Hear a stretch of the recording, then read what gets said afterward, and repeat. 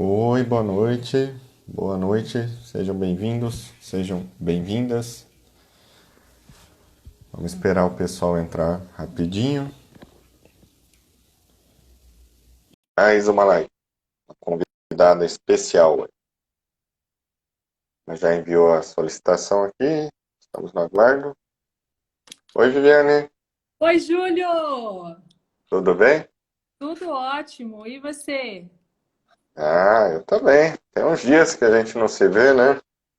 Eu acho que é desde a faculdade, né, Júlio? Faz um tempinho já. Será que a gente fala quando que a gente se formou ou não? Ah, bom a gente fazer uma apresentação, né? Acho que quando a gente, assim, o pessoal tá acostumado com a minha cara aqui, quem é do meu Instagram, mas para você, para eles você é novidade, né? Então é interessante você falar de onde você veio, o que que você estudou, onde você trabalha, o que que você vê no seu Tá, serviço. tá certo, tá jóia. Bom, meu nome é Viviane, eu sou psicóloga. Formei na mesma turma que o Júlio, em 2008, né, Júlio? O pessoal vai começar a fazer conta já já. Larga a mão, pula essa E parte. é, saindo da faculdade, já na época da faculdade mesmo, eu fui para a organizacional. E fiquei durante 5 anos. E aí depois eu comecei a fazer especialização da área clínica, me apaixonei, já queria fazer consultório e estou na clínica desde então. Maravilha. A gente tinha conversado na ideia aqui para quem está entrando na live, sejam novamente aí bem-vindos, bem-vindas quem está chegando. É trazer para vocês dois dos principais temas, e nós que trabalhamos com atendimento clínico, né, eles chegam em níveis mais extremos, até com comorbidade, em níveis mais leves, mas condições que envolvem em si de diagnósticos que têm os transtornos ansiosos, os transtornos depressivos são muito comuns, né, sempre foram, assim, desde quando a gente formou, a incidência de casos com questões desse sentido são sempre alta, né? Você tem atendido bastante esse ano? Como tá só no online? Está atendendo presencial por causa do isolamento? Então, eu estava atendendo presencial, né? Só um paciente que eu estava no online, e aí quando veio a quarentena, eu transferi todos os que podiam, os que queriam também, né? Não foi uma coisa imposta, mas eu falei, olha, infelizmente foi um decreto municipal, a gente não tinha o que fazer, né, Júlio? Então eu falei, não, para Uhum. não ficar sem atendimento, vamos para o online. Mas, assim, muitos pacientes têm muita resistência com o online, ficam com muito medo, acham que a qualidade vai cair, que não vai conseguir se abrir, que não vai ter um local isolado para poder estar fazendo a sua terapia, acha que não vai ser a mesma coisa. E aí, quando deu a ordem que podia voltar com os devidos cuidados, eu retornei, mas já voltei diferente daí, porque muita gente gostou, se adaptou e agora tá só no online, não quer mais voltar para o Uhum. presencial. É interessante, né? Principalmente aquelas pessoas que começaram, que já trabalhavam no home office, ter que sair, pegar o carro, se deslocar, gastar ó, trânsito. Nossa, ficou uma mão na roda para muitas pessoas, assim, sabe? Então, e É você, Júlio, muito como é bom. que tá aí? Tá bom, em questão do isolamento, eu fui meio pioneiro quando eu vi lançar no nosso código de ética em 2012 o negócio, eu adorei a ideia, fui testar, então desde 2012 eu atendo online, e eu acho Uhum. que de uns 2 ou 3 anos para cá, mais de 50% da minha demanda já era Olha, online. Então não poxa, consegui sentir tanto assim essa percepção. Porque tem muita gente em situações diferentes da nossa, né? Assim, para quem não sabe, nós aqui em Campo Grande é uma cidade que, apesar de ter cerca de 1 milhão de habitantes, é tudo muito fácil acesso, né? É uma cidade, não tem tumulto, é uma cidade que você pode encontrar profissionais da saúde de vários níveis de formação, várias especialidades, vários inconvênios, valores particulares variáveis, atendimentos sociais, né? A própria faculdade nós fizemos lá, aquele atendimento que era elaborado no CEMED, onde você é supervisionado por um professor, é basicamente gratuito o atendimento, né? Mas tem lugares, né? Às vezes a pessoa mora em um grande centro como São Paulo, que aí entra essas dificuldades que você falou. Para ela ir e vir, talvez seria um tempo muito alto, às vezes um valor de um profissional na região que ela mora, né, fica inacessível para a condição daquela pessoa. Pessoas que vão para o exterior também, que saem do Brasil, é muito comum procurarem. E Uhum, pessoas em cidades interioranas com dificuldade de encontrar profissionais. Esse é outro ponto. A pessoa está uhum. lá numa cidade pequenininha do estado do Nordeste, que tem só um psicólogo, É, e é amigo de família, não tem nem como todo, ela ir naquele lá, né? todo mundo se conhece, aí fica com vergonha, né, de ir no profissional. E com razão. Sim, sim, Uhum. sim. E o presencial continua, né? Fizemos os ajustes aí necessários. A gente vai estar tentando falar um pouquinho disso aqui da live também, igual conversamos no WhatsApp, tentar associar as questões principais que envolvem ansiedade e depressão, principalmente nesse momento de quarentena, de isolamento, que afeta direto ou indiretamente a maioria. Mas são vários ajustes, né? A questão não é o ajuste da máscara ou do álcool em gel. A questão é o ajuste da rotina da pessoa, da percepção do posicionamento dela com o meio, né? Que fica totalmente desconfortável em muitos sentidos. É, o que a Então, a gente gente, percebe é que muita gente acabou tendo um. Ficou descompensado, houve um desequilíbrio, porque, querendo ou não, a nossa geração nunca viveu uma pandemia, nunca viveu uma guerra. Termos como isolamento social, quarentena, toque de recolher, a gente lia em livros e achava engraçado, achava chique, até certo ponto, sabe? E agora a gente, nossa, fala em quarentena, fala em toque de recolher, o povo já fica com a orelha em pé, né? Porque realmente são situações que a nossa geração não viveu. Uhum. E a questão também da pressão coletiva que isso causa na cabeça da pessoa, né?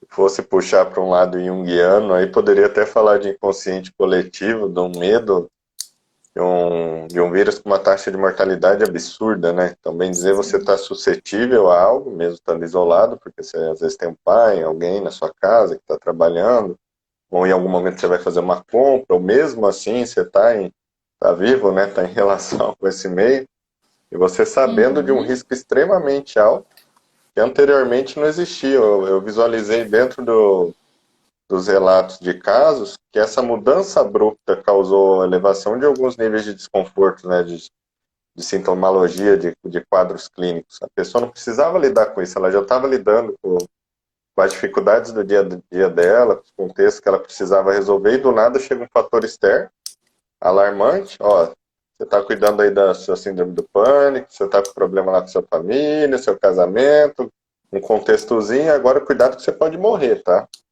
Mesmo que a pessoa não pense que eu tô o tempo todo nisso, é uma condição real, né?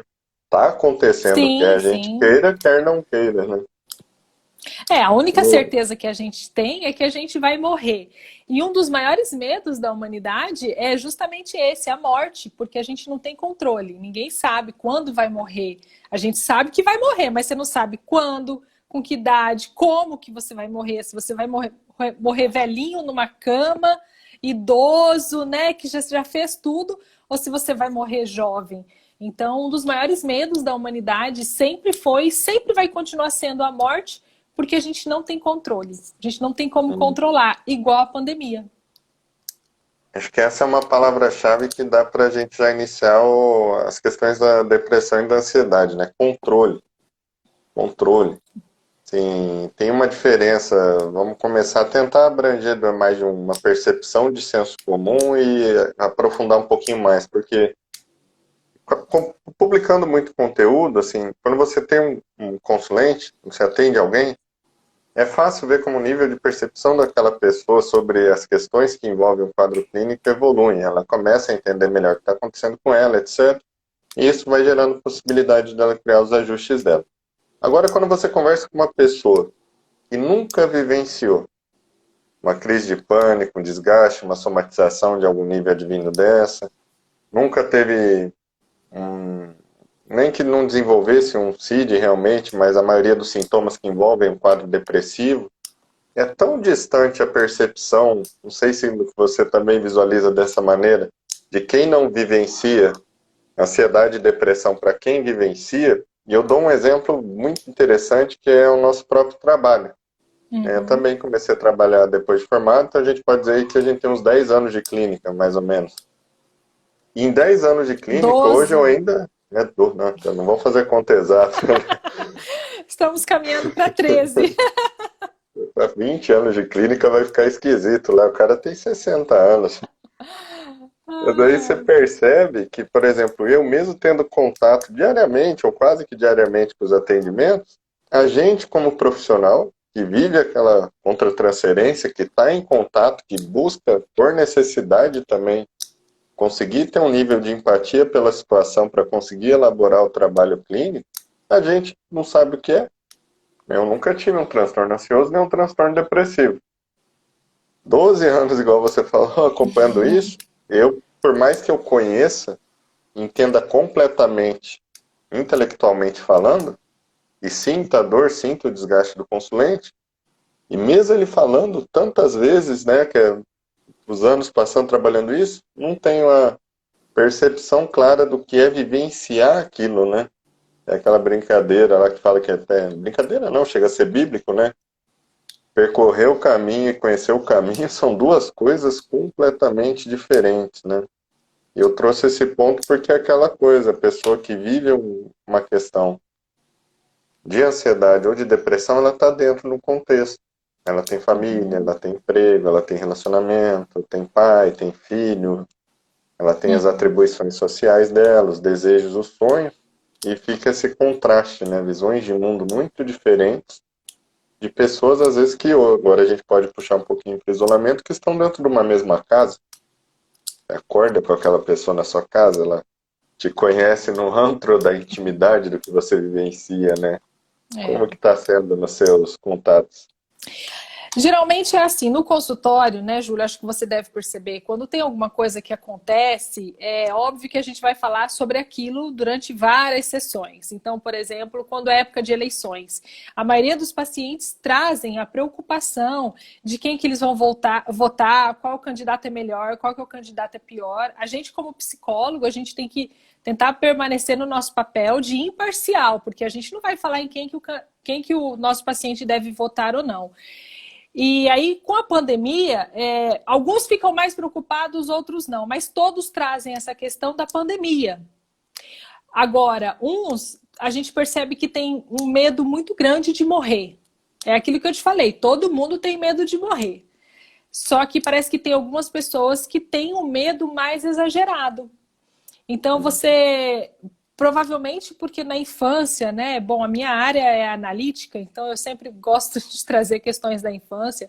Então a gente sempre faz associações com a questão do abandono, com a questão do próprio luto, né? Que foram cenas vivenciadas na infância e que vão repercutir. Então a forma como eu vou lidar com a pandemia, a forma como eu vou lidar com tudo isso que está acontecendo é um reflexo de quando eu lidei lá na infância, por exemplo, quando eu caí, tropecei, quando eu fui mal numa prova, né? Quando a minha mãe me dava bronca e me colocava de castigo, quando eu levei o primeiro fora de um namorado. Então, tudo isso vai ser refletido e o que eu vejo muito é isso. Todos os pacientes vão falar sobre a pandemia. Todos estão falando sobre a pandemia.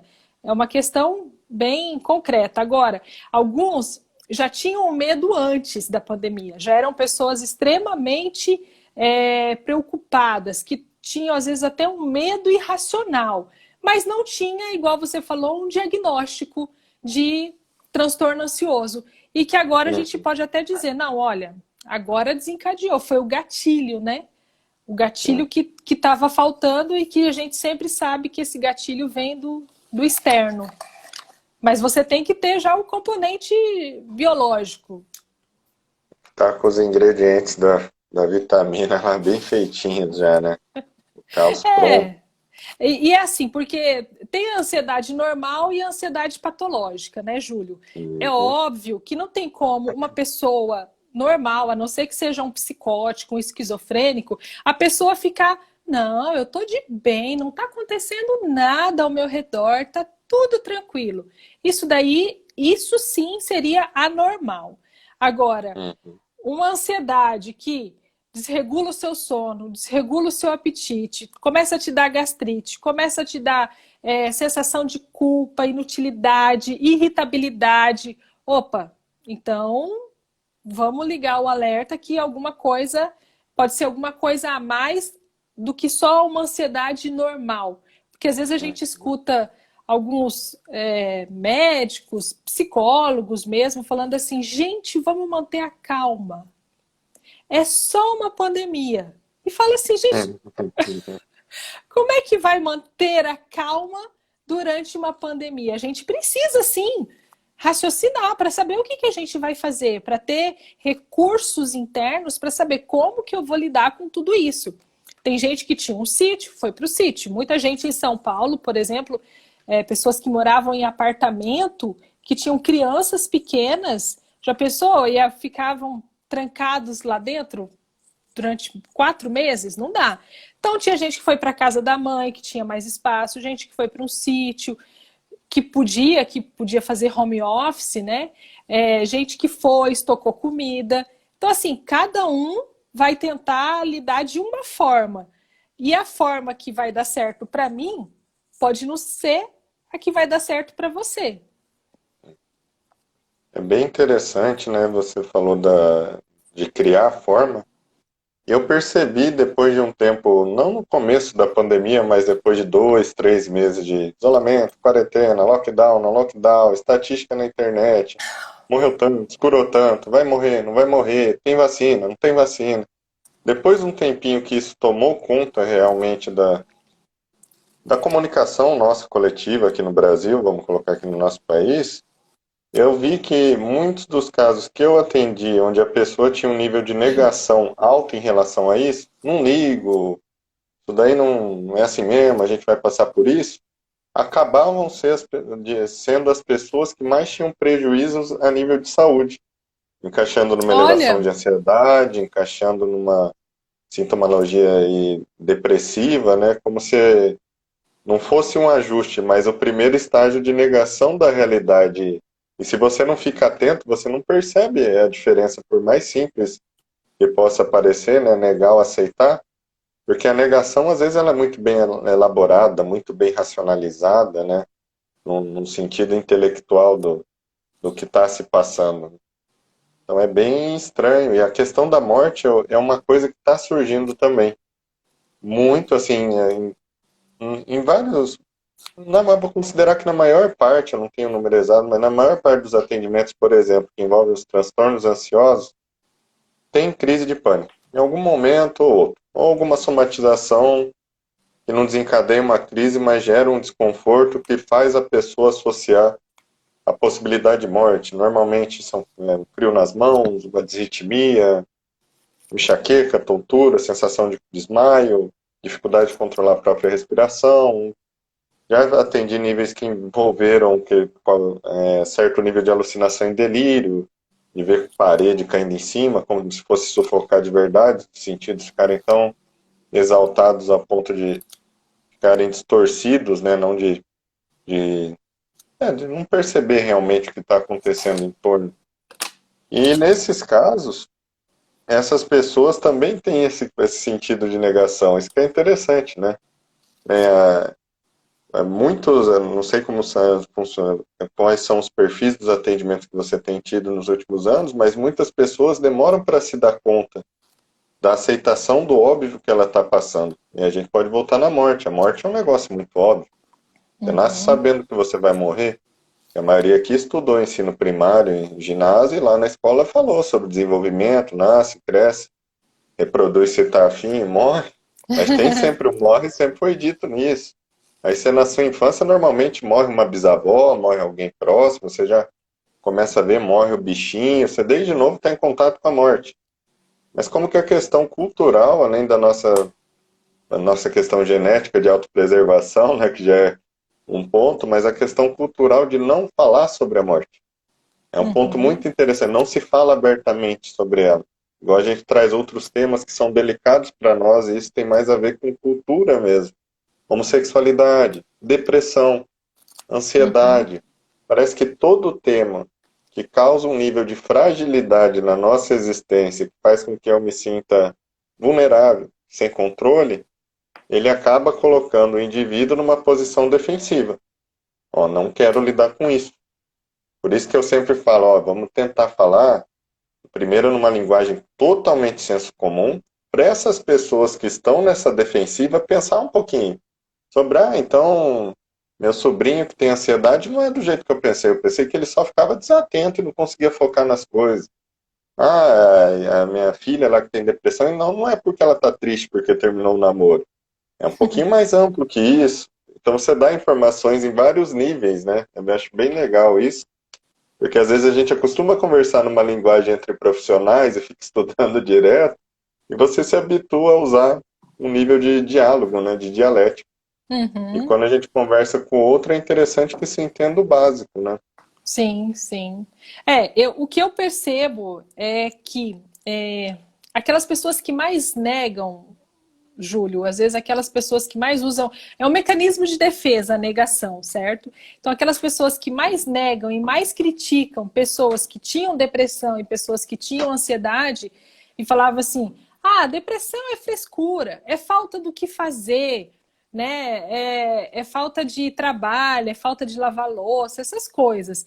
Geralmente são essas depois as que mais sofrem no consultório, porque elas criticaram tanto quem tinha depressão e negaram durante muito tempo, porque achavam que estavam no controle da vida, achavam que tinham poder sobre si. E aí eu percebo que essas pessoas são as que mais sofrem, que assim, elas falam: olha, eu tenho vergonha das palavras que eu falei para minha cunhada. Eu tenho vergonha daquilo que eu disse para o meu irmão, porque eu julguei ele muito e hoje eu sei o que ele está passando. Quer dizer, hoje eu sei o que ele passou e aí eu consigo hoje ver e pensar: meu Deus, eu estava totalmente errado, sabe? Hum. E aí demora para a pessoa fazer uma. Tomar. Eu acho que se poder libertar, sabe, dar o perdão para si e poder seguir o seu tratamento, esquecer aquilo que ele fez. Demora um tempo, assim, Uhum. até ele entender, até a pessoa entender de que aquele que ele mais julgou de ansiedade, mais julgou com depressão, e aí às vezes ele mesmo está com depressão, está com ansiedade, né? Uhum.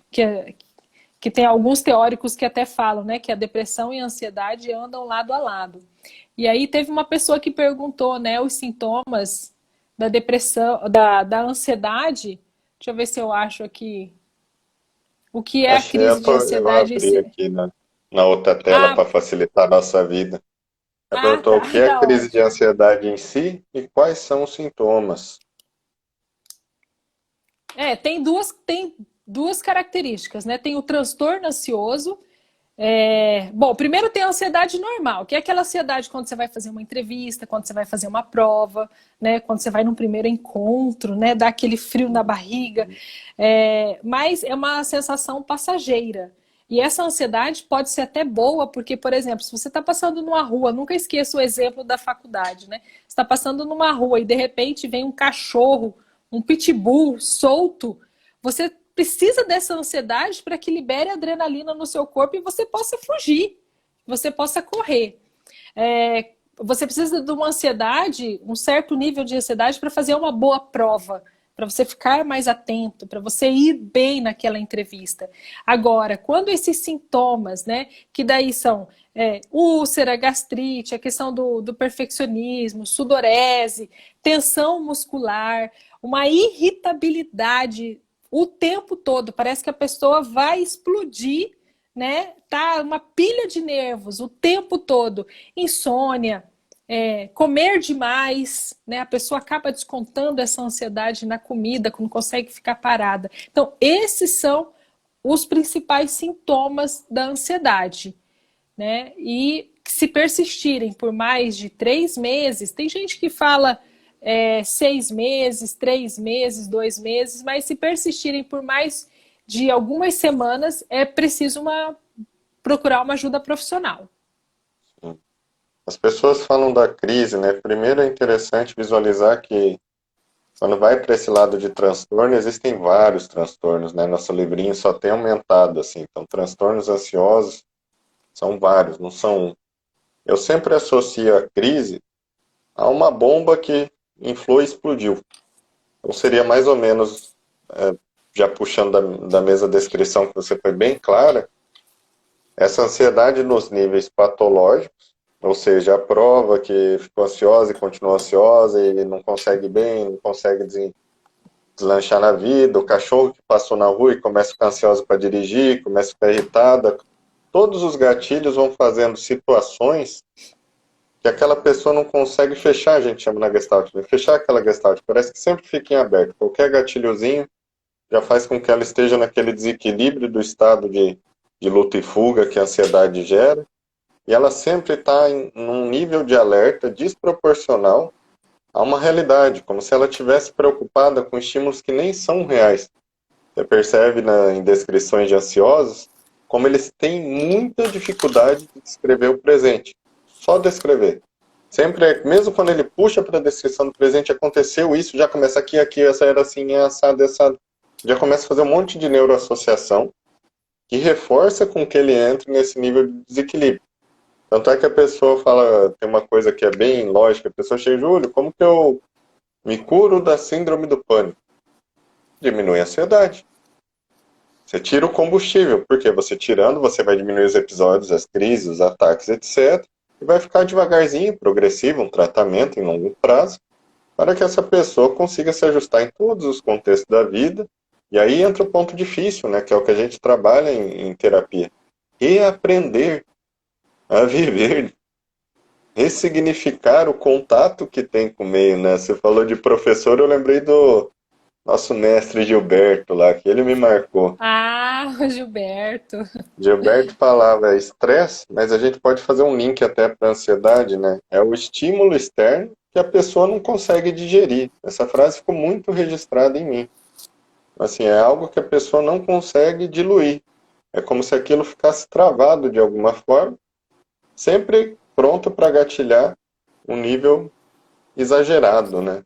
E como você disse, é incomum, infelizmente, na minha experiência clínica, as pessoas procurarem atendimento psicológico nos 2, 3, no primeiro mês.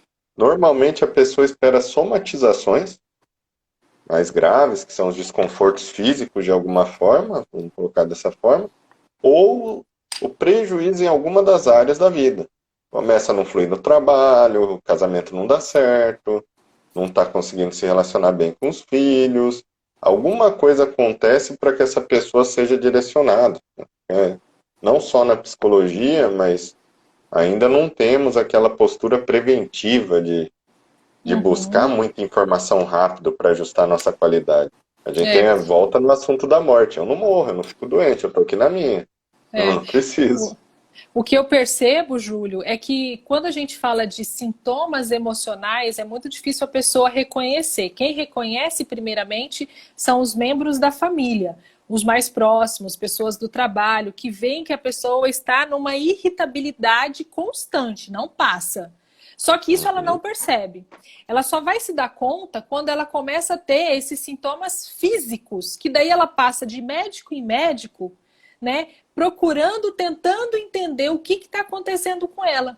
Aí ela vai lá num gastroenterologista, ele acaba pedindo algum exame, exame de sangue, vamos fazer check-up, vai no cardiologista, tá tudo bem. Vai no ginecologista, tá tudo bem. Vai no urologista, tá tudo bem. E de repente chega lá no gastro, que é onde, na maioria das pessoas, acaba afetando úlcera, gastrite, ansiedade, né? Aí descobre lá uma gastrite, o médico vai passar um tratamento e o paciente vai ficar bem por um tempo e vai falar, ah, então era isso que eu tinha. Eu tinha uma gastrite, olha aí, ó. Só que a gente tem que pensar que por que será que essa gastrite vai e volta? Porque daí ele fica indo no médico de tempos em tempos. Ele faz o tratamento, a medicação funciona, vai funcionar óbvio. E aí, daqui um pouco, ele para com a medicação, porque tá bem, e volta a gastrite. E daqui a pouco, essa gastrite vira uma úlcera, e até que, de repente, o paciente, depois de muita insistência de pessoas próximas, ou às vezes até dele mesmo, ele começa a pensar, não, tem alguma coisa a mais, tem algum componente, algum fator psicológico que está fazendo essa minha gastrite nunca sara, não fica anos. E a questão assim da ansiedade, né, é sempre o medo no futuro. A depressão é sempre uma angústia pelo passado. Então a gente eu vi alguém falando aí, né, nos comentários que tinha um medo excessivo de que a água do futuro acabasse para a geração, para os seus filhos. Ou seja, são medos, vamos colocar assim, meio exagerados, né? É claro, se a gente não cuidar da água, pode ser que acabe, é verdade. Mas você vê que a pessoa pega um fator que é real e começa a transformar em irreal. Ele começa a ficar um medo irracional. Como, por exemplo, o medo de dirigir. Tem gente que morre de medo de dirigir. É possível você sofrer um acidente de carro? É possível. Tem gente que morre de acidente de carro, tem gente que morre de acidente de carro. Mas nem por isso você vai deixar de dirigir só porque você garantindo que não, eu vou morrer, né? Eu vou morrer disso. Na realidade, a gente não sabe. Então, a pessoa acaba pegando um medo que realmente existe, mas ela intensifica, aumenta esse medo. É mais fácil de distorcer tendo a existência do evento numa proporcionalidade, né, não sendo uma criação. Até para ela poder argumentar, racionalizar sobre isso, fica mais tranquilo. Eu já vi uma com medo de assinar, assinatura, pela responsabilidade e consequência. Sim. Antes você assinava mais cheques, por exemplo. A Sim. pessoa entrava num pânico total pela responsabilidade e possíveis situações que poderiam acontecer com aquele cheque caso tudo não andasse bem. E convivendo com a pessoa, não é o medinho de assinar o cheque. A vida da pessoa vira um caos. Ela fica totalmente disfuncional. Não é só na hora de assinar o cheque, porque a repercussão no corpo, ela fica como um todo e ela é contínua, né? E a pessoa falou de crise. Quem tem crise, aí eu vou ler alguns comentários, provavelmente deve ter, quem passa por crise de ansiedade, sabe o desgaste físico que é para você se recuperar depois que você tem um pico grande de ansiedade. Parece que um caminhão passou em cima daquela pessoa, ela fica dias baqueada, se recuperando, porque realmente tem um uso de energia muito alto para dar toda aquela sintomologia, todo aquele desconforto, né? Vou ler alguns comentários, vamos ver o que está rolando por aqui. Eu não vou falar os nomes, tá, gente, dos comentários, porque eu vou salvar essa live. E para manter a privacidade de quem está participando, porque às vezes a pessoa comenta um negócio muito íntimo, eu não ficar expondo e ficar registrado depois, eu vou ler só os comentários. Comentário. Nossa, não suporto nem a minha imagem no espelho. Isso dói até de ler. Entra naquele ponto que eu falei, mesmo sendo... Eu falo terapeuta, não gosto de falar psicoterapeuta, fica muito comprido. Mesmo sendo terapeuta, é difícil entender como que é um nível de percepção desse sobre si próprio. Intelectualmente a gente entende. Mas o que eu perguntaria aqui é se você está fazendo acompanhamento. Se você foi um psicólogo, se você foi um psiquiatra. Esse é um ponto de partida para se iniciar uma conversa, porque você descreve uma coisa muito abrupta, né? Você quer falar alguma coisa sobre esse comentário? Eu acho que quando a pessoa já não tolera mais a si próprio, eu acho que é porque já passou da hora de procurar um profissional. Porque, querendo ou não, todos nós temos um ego que faz a gente, não, eu posso até não ser tudo aquilo que eu sou, mas o meu ego me garante, me ilude. Não, você é boa, você é ótima. E parece que a pessoa perdeu o ego completamente. Né? Então, assim, poxa, eu não consigo me olhar no espelho, não consigo me ver. Se ela não consegue se ver, é porque ela perdeu totalmente a razão e o sentido, né, do que ela quer da vida dela, qual que é o objetivo dela. Então, acho que é muito triste, sabe, Júlio? Acho que provavelmente precisa de ajuda profissional, com certeza. outro comentário, outra pessoa. Tem dias que fico numa tristeza, dá vontade de chorar. Às vezes não sinto nem vontade de sair da cama de manhã. A pessoa de baixo comentou, chorar alivia, permite-se. Eu achei bem interessante o comentário, no sentido de, principalmente na parte do permite-se, né? Que daí a gente pega o anterior do não aceitar ver a própria imagem no espelho. Na minha percepção, na minha abordagem, que é a Gestalt terapia, para a gente resolver alguma coisa, independente de qual seja o transtorno, tem que haver um enfrentamento de realidade. Você tem que entrar no fenômeno de alguma maneira. Então, se você tiver, aqui são dois, colocaria em dois níveis diferentes, não comparando, mas a pessoa que ainda consegue se permitir determinadas emoções e tem um movimento, não está tão prejudicada nesse sentido, como aquela que já está num evitamento total. Então, acho um comentário muito válido, não no sentido de chorar por chorar, mas de se permitir vivenciar o que está passando para fazer alguma coisa seguida a isso, né? E vai chegar no mesmo ponto. Aconteceu isso, não consegue sair da cama, tá triste. Chorou, teve um piquinho de melhora. O que é feito aqui? Aqui a conversa começa. Aqui tem que ser feito algum movimento direcionado à saúde. A gente pode falar da psicoterapia, que é o óbvio, de algum acompanhamento psiquiátrico ou multidisciplinar em algum sentido, mas a pessoa também pode começar pela própria rotina dela. Às vezes, tentando perceber quais são os principais gatilhos que estão fazendo com que ela tenha dificuldade, tentando observar quais níveis de estímulo ela tem, que ela olha no celular, o tipo de alimentação, se ela está se exercitando, bem aquele primeiro, segundo degrauzinho de Maslow que a gente falava bastante na faculdade. São coisas, às vezes, que ela pode começar agora. Sim. Só que é a mesma coisa, vai ser uma construção, né? Igual qualquer outro processo. E você falou aí também no comentário, né, que a pessoa às vezes não tem nem vontade de sair da cama. Isso é uma coisa que a depressão, a ansiedade engana muito, porque às vezes num dia ela tá bem, aí no outro ela fica mal, fica péssima. Aí ela, eu vou procurar um psicólogo, um psiquiatra, vou fazer atividade física, vou mudar de vida. No outro dia, ela tá um pouco melhor. Aí ela, acho que tá tudo bem. Acho que foi o filme que eu assisti, né? Você falando das influências daquilo que a gente assiste, lê, escuta, né? Então, ela oscila de humor. E aí, quando ela tá mal, ela fala que no outro dia vai procurar ajuda. Só que no outro dia ela tá bem. E aí ela acaba, não, passou. Acho que eu tô bem, né? E acaba procrastinando procurar uma ajuda profissional. Esse é um ponto que a gente tem que deixar bem claro aqui, né?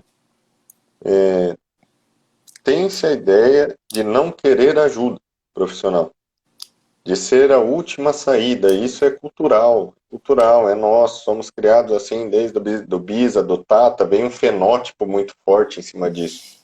E até de evitar para aí, tem essa brincadeira, vamos colocar no ramo da medicina, que fica mais simples, larga a mão de médico, se você for daí você não sai mais. Aí vão descobrir todos os problemas, né? Porque não se associa o acompanhamento profissional na área da saúde de forma geral, vamos tentar abranger outras possibilidades, a construir conforto, a construir qualidade de vida, a construir boa condição global de saúde mental, saúde física, saúde emocional. Se associa a parte do cuidado com desconfortos de tratamento. É o que se fala, por exemplo, as pessoas vêm conversar comigo, eu não sou psiquiatra, mas mesmo não sendo psiquiatra, a pessoa vem falando o que ela toma. Eu estou tomando tal remédio, não sei o que, não sei o que, não sei o que, como eu estou fazendo isso. O que ela diz nesse caso? Eu estou tomando isso para tentar resolver isso. Aí você fala, é falta de conhecimento? Não, ela está dentro de um contexto onde é vendida essa ideia que só se procura ajuda em níveis extremos de desconforto, onde você não tem mais saída, igual você falou, aquela pessoa que oscila, para ela é mais confortável se manter sem um acompanhamento psicoterapêutico, por exemplo, porque quando ela ficar bem, ela pode se manter um período sem aquele desconforto grande. Mas se ela chegar a ter um declínio de cada vez menos ter oscilações positivas e ficar cada vez mais na polaridade negativa, os prejuízos na vida, que é o conceito de saúde, vamos colocar o conceito real de saúde, que englobaria toda a qualidade de vida da pessoa, vai ser inevitável. E não vai ter como ela deixar de procurar, né? Felizmente, eu percebo assim, nós formamos em 2008. De 2008 para 2020, a diferença de percepção das pessoas sobre atendimento psicológico é absurda. Absurda, absurda, assim. As pessoas falam bem, gente que eu conheço que atende hoje chega na roda contando feliz, putz, eu faço terapia. Assim, em 10, 12 anos mudou absurdamente. Então, o que que eu percebo? Está havendo uma transformação que vai ajudar. A gente está podendo acompanhar pessoas em níveis iniciais de desconforto para que essa pessoa não tenha tanto prejuízo, né? Sim. Então, aquela pessoa do comentário anterior fez um anexo, outro comentário. Verdade, em uma das minhas crises, me preocupei que no futuro não iria mais existir água para minha geração. Nossa, mas sofri. Você acabou de dar esse exemplo da preocupação excessiva da ansiedade, né? É porque você vê que é realmente uma possibilidade. Geralmente a pessoa, quando ela tem essa ansiedade, ela pega algo que existe, só que o que acontece? Ela intensifica esse medo. Ela acaba Uhum. sofrendo antecipadamente, acaba sofrendo desnecessariamente. Então, se ela tem alguma coisa para fazer daqui um mês, ela já fica sem ir ao banheiro agora, ela já começa a dormir mal agora, ela já começa a descontar na comida, tentar compensar com a alimentação agora. E é sempre isso. Acabou esse evento que vai acontecer daqui um mês, aí ela foca em outro. E ela Uhum. sempre acaba deslocando. Enquanto ela não resolver o problema na raiz, né? Na nossa abordagem a gente sempre fala muito isso. Enquanto ela não resolver o problema na raiz, ela vai ficar deslocando de medos em medos, né? Até que alguma coisa muito ruim aconteça e aí ela consiga perceber, não, pai, eu preciso procurar ajuda, eu preciso buscar ajuda. Em Gestalt a gente fala uma coisa que talvez ajude a pessoa que está comentando a entender. Nós separamos em dois tempos a vida. O tempo Cronos, que seria esse tempo que a gente conhece, agora aqui em Campo Grande são 8h42, daqui a pouco 8h43, nós estamos aqui agora e falando. E tem o tempo Kairos, que é um outro tempo que seria da percepção individual, subjetiva, humana sobre as coisas. Como assim? Que nem você trouxe aquela questão de vivência de infância. Primeiro, teria que considerar que essa pessoa tem conteúdos inconscientes, a maioria não pensa sobre isso. Então, muitas das coisas vividas, principalmente as mais conflitantes, foram jogadas para o fundo, para que essa pessoa pudesse ter um nível de desconforto menor e conseguir tocar a vida dela de uma forma saudável. Então, só aí você já vê a magnitude do problema, que coisas às vezes que ela nem está se dando conta conscientemente estão gatilhando ansiedade nela de acordo com os eventos do tempinho Cronos. E no Kairos, o exemplo simples que eu dou, você perdeu uma mãe em março de Covid. Aí você pega, a gente fala a palavra mãe aqui, começa a falar do seu luto. Se você se permitir pensar sobre isso, você mesmo tendo um processo de luto bem elaborado, você vai sentir saudade, lembrança, vai sentir várias emoções nesse momento presente agora de uma pessoa que materialmente não existe mais. Então, como que isso é possível, né? Basicamente, para o cérebro, para pensar nessas questões de somatização, de acumular ansiedade, o tempo é muito subjetivo puxando para esse outro lado. Para a sua mente, tudo que você pensar vai se tornar real, e não é aquele real filosófico, só aquele real de desencadear toda uma questão neuroquímica no seu sistema nervoso, no seu sistema endócrino, no seu corpo como um todo, de coisas talvez que nem existam, né? Por isso que é interessante falar sobre os exageros, sobre tempo demasiado para elaborar conflitos que não precisam demandar tanto tempo, né? Tem pessoas que ficam 7, 12 anos para elaborar um luto de relacionamento. Aí você fala, por que não precisa? Porque isso vai ter preço. Vem a conta depois, o corpo não aguenta tanta pancada assim. É. Teria que ter sido feito um desenvolvimento pessoal, um desenvolvimento emocional para aprender a encurtar esse processo de aprendizagem. E aí entra essa ideia preventiva de novo, no sentido de buscar ajuda. Não estou conseguindo, eu preciso buscar ajuda, né? No nosso inconsciente a gente fala que é atemporal. Então, coisas que aconteceram hoje na hora do almoço e coisas que aconteceram há 10 anos atrás podem trazer a mesma sensação. É Uhum. aquele exemplo que a gente dá do limão. Né? Se eu falar assim, olha, imagina um limão, imagina que você está espremendo, a saliva já começa, exatamente, a gente já começa a salivar. Poxa, mas eu não tô com limão aqui na mão. Pô, mas eu experimentei o limão, sei lá, comia, tomei um suco, uma limonada. Você sabe o gosto do limão desde Sim, da sua infância. Então, coisas que aconteceram hoje e coisas que aconteceram há 10, 20, 30 anos atrás têm a mesma carga emocional. Você vai, se você ver um filme que fazia anos que você não via e você tinha chorado da primeira vez, você vai chorar de novo. Às vezes você pega uma foto antiga sua de criança e você tinha caído ali e a sua mãe bateu foto bem naquela hora, é capaz de você olhar a foto e chorar como da mesma forma como você chorou. Claro, não tanto quanto, sim. mas a dor emocional vai ser a mesma, né? Uhum. Então, E é legal do limão, esse exemplo que você traz do limão, que nem a pessoa nem. Você falou, eu tenho o hábito de tomar limão, se deixar eu tomar água com limão todo dia, adoro. Eu não pensei no limão e salivei. Isso que é interessante para a pessoa entender essa questão inconsciente. Não é que falou e necessariamente vai ter que fazer essa abordagem, conscientizar aquilo. São gatilhos, às vezes, que a pessoa não percebe. Esse é um ponto interessante, né? Que você falou, ó, vou dar um exemplo e pode acontecer dessa forma para você. No dia a dia, dificilmente a pessoa consegue ter um nível de estado de vigília para ficar atenta a todas as repercussões corporais dela, para se dar conta do que está acontecendo em tudo. Hoje a gente tem uma vida muito corrida, a gente tem que resolver, dependendo do dia, muitas coisas no mesmo dia, acaba encurtando o dia, são deveres, são compromissos, trabalho, família, questões com a própria saúde, com os próprios cuidados. E é um treino muito difícil até para aqueles que buscam, né? Aqui a gente está falando de quem não tem consciência disso. Mas até para quem busca esse treino, busca tentar entender um pouquinho melhor, busca um nível de autoconsciência maior, é um desafio imenso. Parece que cada vez mais você tenta perceber, mais coisa você descobre, mais difícil fica, em algum sentido, de ficar mais complexo, né? Não mais difícil que a nossa capacidade não esteja aumentando. Vamos dar uma... Deixa é. eu ver se tem mais comentário aqui, ó. A ansiedade gera muitos pensamentos negativos, com certeza, muitos. E do jeito Só que ela é bem negativos. acelerado, vários, tudo misturado. Eu acho que a depressão causa mais negativos e a ansiedade causa pensamentos mais acelerados, igual esse que você falou, né? Então, Uhum. de repente, se a pessoa acha que tem muitos pensamentos mais negativos, talvez ela esteja com depressão. Essa é uma das diferenças que a gente pode fazer entre depressão e ansiedade. Sim.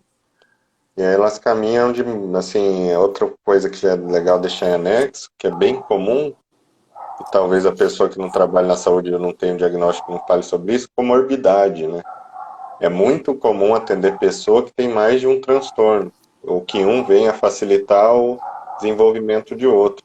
Aí pode parecer confuso, né? Mas aquela pessoa parece ter um transtorno depressivo, mas num outro momento ela não parece estar depressiva, ela está vivenciando outra situação. Aí também entra aquele julgamento, abertura para aquele julgamento maior de falar que é frescura, porque, poxa, se ela escolhe ficar bem no momento, por que ela escolhe ficar mal no outro? É muito complexa essa questão do diagnóstico, É, né?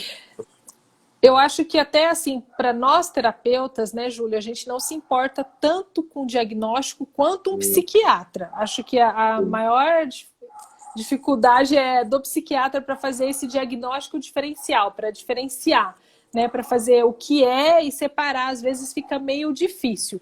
Dentro da terapia, é claro, é importante a gente saber qual que é o diagnóstico que essa pessoa tem, mas a gente não fica muito focado só no diagnóstico, assim, sim. tratando só, porque senão você vira um rótulo. E a gente já é rotulado a vida toda, né?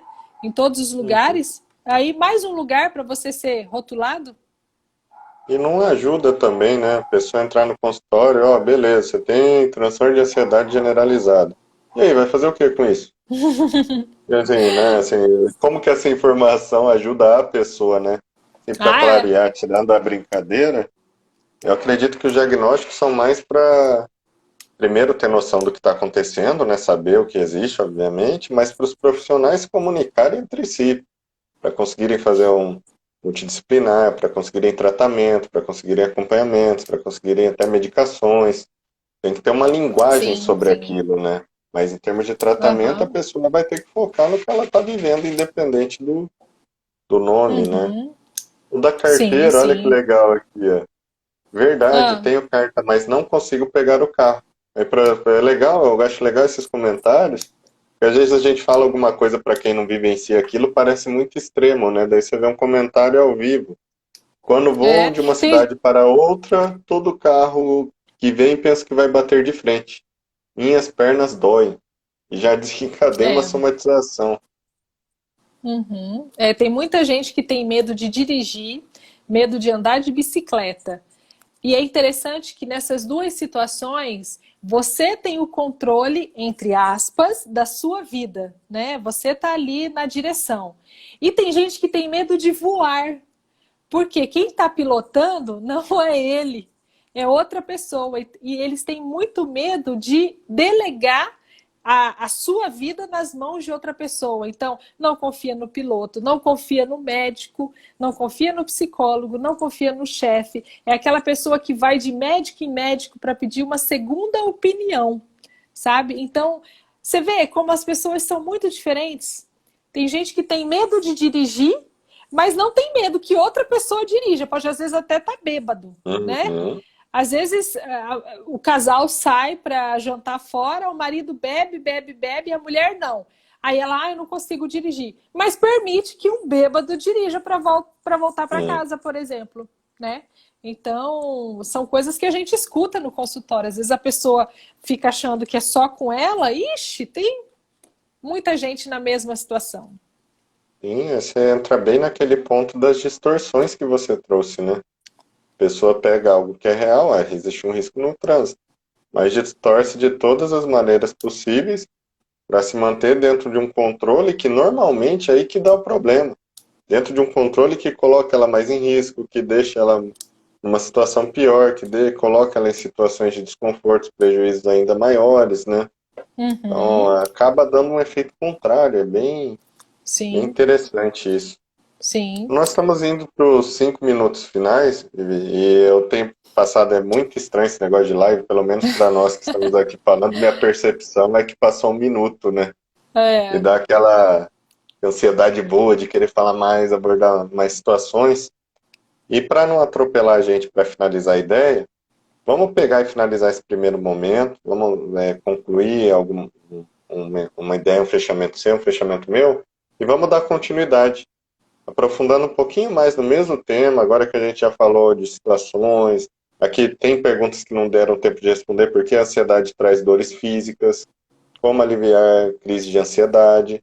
Pegar essas perguntas aqui, aí eu tenho a ideia da gente formular um segundo momento já partindo de aprofundar um pouco mais nesses tópicos, porque começou hora em hora, né? E não vai dar para falar tudo. O que você acha? Sim, não, pode ser. A gente vai só respondendo as perguntas. Só que daí a gente vai perder as perguntas, né? Mas Eu daí quem. vou, eu vou salvar aqui rapidinho, Tá. eu copio aqui num texto e colo ele Uhum. antes que feche isso aqui. Aí. Essa aqui É, eu aprendi teve. semana passada, abrir esse negócio numa tela do lado, porque ler aqui é sacanagem, né? Ai, que legal. Tem que aprender. Teve alguém que colocou assim, ó, verdade. Ontem mesmo ouvi de uma pessoa que a psicóloga não funciona em nada, que é melhor eu dobrar os joelhos e desabafar com Deus. Nossa, eu calei na hora e a deixei com a opinião dela. Foi a melhor coisa que você fez. Foi a melhor coisa que você fez, porque a verdade dela não é a mesma verdade que a sua. E às vezes entrar em discussão sobre temas que envolvem que religião, política e futebol não se discute, né? Então, ela já trouxe para o lado religioso. Aí você não tem como convencer, não tem como discutir com alguém que não confia no outro. E aí vai aquilo que a gente estava falando, né? Tem gente que não consegue confiar no outro. Eu sempre tenho a ideia de que se você está buscando algo, quer buscar a ideia de se tal coisa na psicologia é certo ou não, busca com gente da área.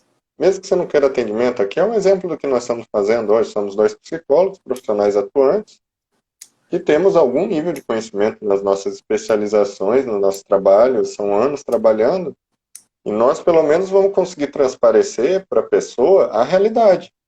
A gente não é dono do conhecimento último, não são no bom da boca, nem melhor nem pior que ninguém, mas a gente tem um contato realmente, a gente vivencia isso. Então, hoje você abre uma rede social, por exemplo, quantos profissionais de todas as áreas, quantos? Hoje bombou isso, todo profissional está na internet. Estão publicando conteúdo sobre suas especialidades, né? Então, às vezes você vai lá e dá abertura para uma conversa com uma pessoa por causa de um nível íntimo. Eu queria que minha mãe isso, eu queria que meu marido entendesse, eu queria... Só que aquela pessoa não tem um nível de consciência sobre o que você está passando ou sobre o nível de orientação que você precisa receber para te ajudar, por mais que você deseje que essa ajuda, que esse acolhimento, que esse ombro, né, que essa orientação venha dessa imagem. Isso causa muito problema. Quero que minha mulher faça isso, quero que meu pai, quero que meu... Quando você restringe a uma pessoa que não tem o que te dar, você cria uma situação insolúvel, né? Vai gerar mais ansiedade, vai gerar depressão. E cada um tem o seu momento, né, Júlio?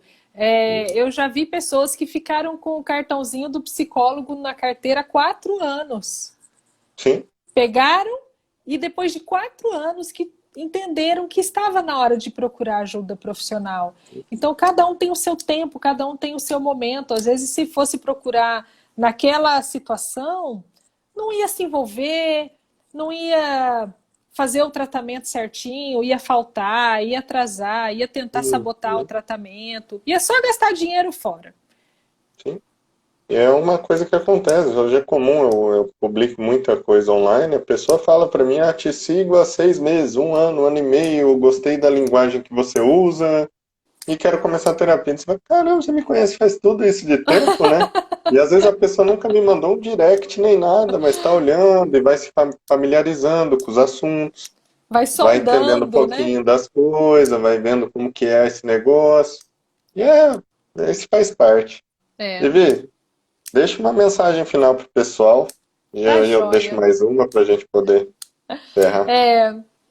A minha mensagem é para o pessoal ficar atento aos sintomas físicos e principalmente aos sintomas emocionais. Porque eu acho que é aquilo que eu falei no começo da live. É muito fácil a gente identificar uma dor no estômago, uma dor de garganta, uma dor de cabeça. Agora, é mais difícil a gente identificar os sintomas emocionais, uma irritabilidade, uma insônia, uma compulsão alimentar. Então, acho que a gente precisa ficar atento nesse sentido, mais aos sintomas emocionais do que aos sintomas físicos, que são aparentes, não tem como fugir. Sim, maravilha. O meu hoje eu achei muito interessante, eu gostei muito do nível de participação. Tem pessoas que estão passando dificuldades nesse contexto que nós trouxemos. Então, eu primeiro queria agradecer pela coragem, que só quem vivencia um trem desse sabe a dificuldade que é se posicionar, expor, justamente na ideia de também ajudar a conscientizar outras pessoas. Então, tem muita valia um outro ter a oportunidade de ler, de ouvir alguém que vivencia algo, considerando que esse é um outro que está a fim de aprender, que está a fim de buscar uma saída, de buscar um ajuste. E eu vou deixar como conclusão para a nossa live, no meu fechamento, para a pessoa se atentar ao básico do dia a dia. Olha como você acorda, olha como você se cuida, olha como você come, as situações, olha como você se sente quando você vai trabalhar, olha como você se posiciona quando você vai se relacionar com um cônjuge, com um amigo, com alguém. Presta atenção nos assuntos que você está escolhendo interagir. Às vezes são coisas que estão dificultando mais sua vida e são coisas que você pode conseguir ter algum nível de mudança em curto prazo, que é esse outro ponto que eu acho legal para fechar. Você não precisa fazer terapia 20 anos necessariamente para curar algo. Você pode ter curto prazo, as coisas podem melhorar para você aqui agora. Então olha as coisas em curto prazo. E para quem acompanha aí o Instagram, a gente vai voltar compartilhando aqui no YouTube. A Vivi vai estar pegando, seguem ela lá. Ela é de outra abordagem. Se tiverem alguma dúvida, perguntem para ela por direct. E visitem lá o portal. Eu estou criando, reformulando o meu site para ir acumulando esses conteúdos para a gente deixar eles bem formulados. Tá joia?